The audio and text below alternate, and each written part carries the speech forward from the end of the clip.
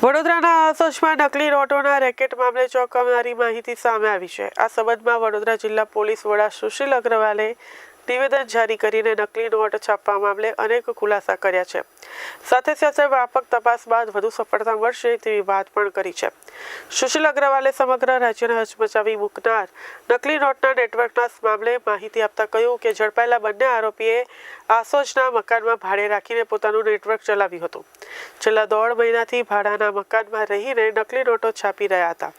જોકે રવિવારે નકલી નોટ છાપવાના મામલે ચોક્કસ બાતમી મળ્યા બાદ ક્રાઇમ બ્રાન્ચે દરોડા પાડ્યા હતા। જે દરમિયાન ઝડપાયેલા આરોપી ઉત્તર પ્રદેશના નરેન્દ્ર પાલ અને મહારાષ્ટ્રના હેમંત જાંગીડ પાસેથી 500ના દરની 14 નકલી નોટો મળી આવી હતી।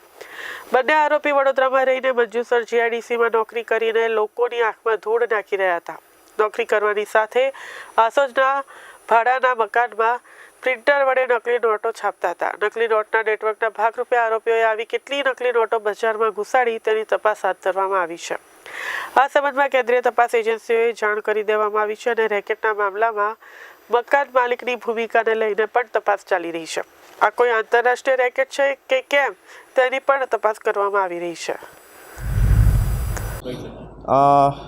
ગઈકાલે વડોદરા ગ્રામ્ય એલસીબીને મળેલ બાતમીના અનુસંધાને સાવલી રોડ ઉપર આસોજ ગામની એક ઓરડીની અંદરથી નકલી નોટ બનાવતા 2 ઇસમોની ધરપકડ કરવામાં આવી છે। આ બંને ઇસમોના નામ નરેન્દ્ર જંગલાલ પાલ મૂળ રહેવાસી ઉત્તર પ્રદેશનું છે અને ગયા 10 વર્ષથી આ ગુજરાતની અંદર રહેતો હતો અને બીજો આરોપી હેમંત મદનલાલ જાંગીડ એ મૂળ રહેવાસી મહારાષ્ટ્રનો છે અને થોડાક સમય પહેલાં જ અહીંયા આવ્યા છે। આ બંને પાસેથી એમના ઘરમાંથી એક પ્રિન્ટર અને લેપટોપ બદલ નકલી નોટો પ્રિન્ટ કરવાનું જો છે કાર્યવાહી ચાલતી હતી, જે પૈકી 14 જેટલા 500ના નકલી બનાવટી નોટ અને 2 જેટલા 200ના નકલી બનાવટી નોટ હાલ પોલીસ દ્વારા કબજે કરવામાં આવ્યા છે।